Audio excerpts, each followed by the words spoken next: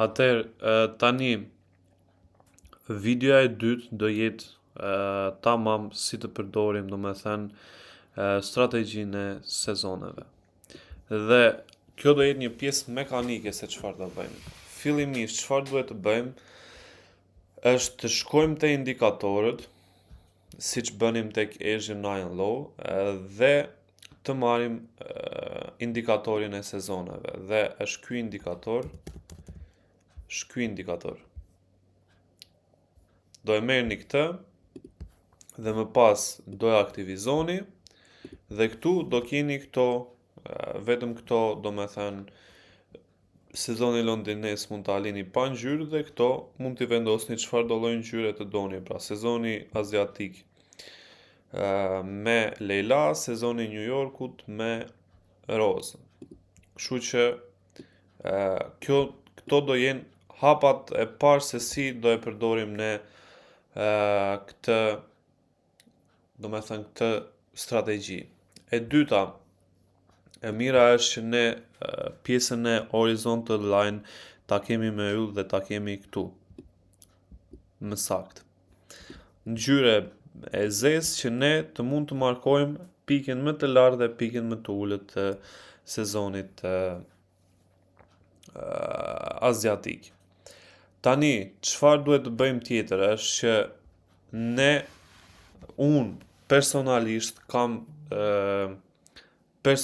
kam bërë backtest dhe kam testuar vetëm $1 që më kanë dalë suksesshme. Po edhe EURUSD mund të jetë e suksesshme. Po ato mundet t'i bëni backtest vetë. Po unë e sugjeroj $1 si një çift që e respekton shumë mirë, pjesën e kësaj strategjie. Dhe tani, nëse fillojmë të tregojmë pjesën mekanike, do shkojmë në 15 minutë gjithmonë dhe unë e kam lënë këtë shembull që e kam hapur si tregti të mërkurën kur e kam hapur. Ka qenë një ide shumë e bukur tregtimi me këtë strategji. Dhe siç thash, marrim parasysh sikur jemi në këtë pjesën këtu. Atëherë, pjesa mekanike, çfarë do jetë? Ne fillimisht do vendosim pjesën më të lartë ose high-in e sezonit aziatik dhe do vendosim gjithashtu low-n e sezonit aziatik. Çfarë do presim? Do presim që një nga këto, high ose low, të bëhet take out ose të ndodhë një manipulim, dhe në momentin që ndodh një manipulim, ne të mundet të presim një retest dhe të vendosim një tregti të mundshme. Tani,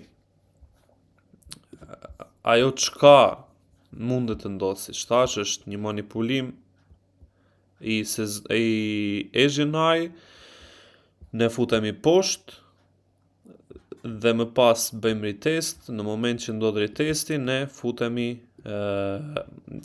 futemi short, pra sell, stop loss sipër manipulimit, dhe kjo është opsioni i parë që mund të ndodhi. Po kemi opsionin e dytë që mund të jetë Asian low, të bëhet manipulimi, të kthehet, të bëhet një retest i qartë dhe të futemi buy me stop loss normal poshtë manipulimit. Dhe çfarë do quajmë një manipulim?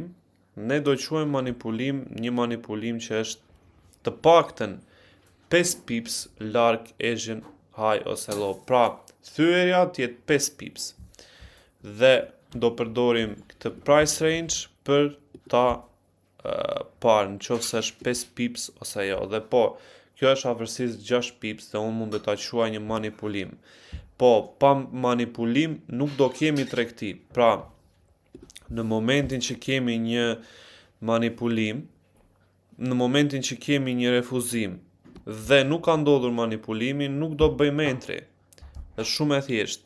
Ndodh manipulimi, ndodh retesti, ndodh tregtia. Në momentin që s'kemi një manipulim, nuk kemi dhe tregti. Kështu që në qoftë se e shikoni, ne e kemi thyer me 5 pips,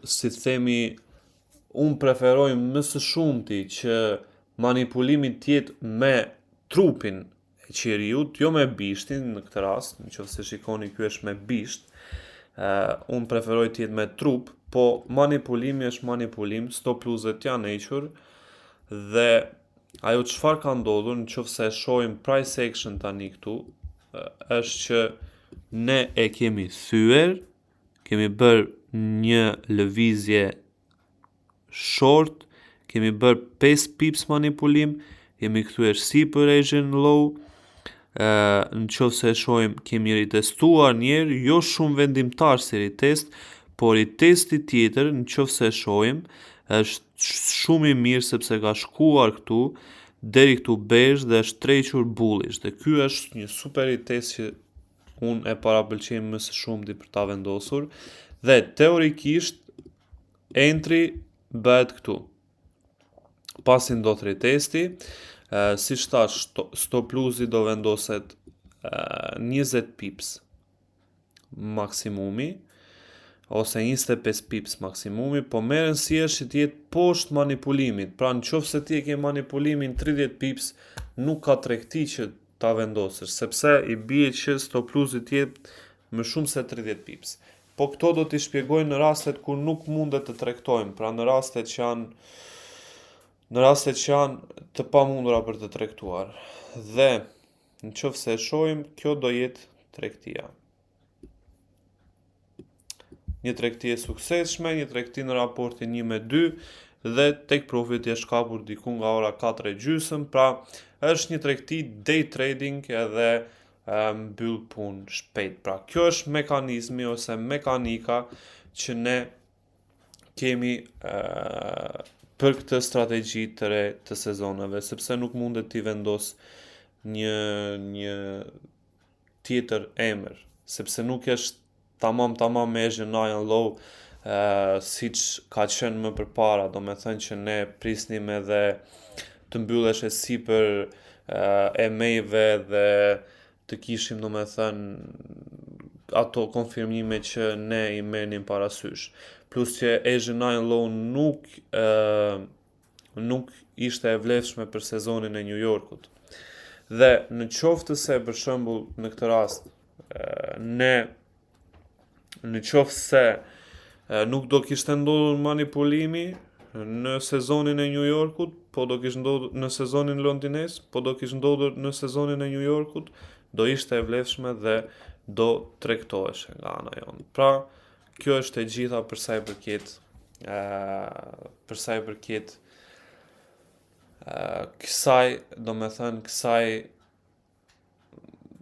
kësaj strategjie, pjesa mekanike, por që të shpjegoj më së shumti, veç e veç,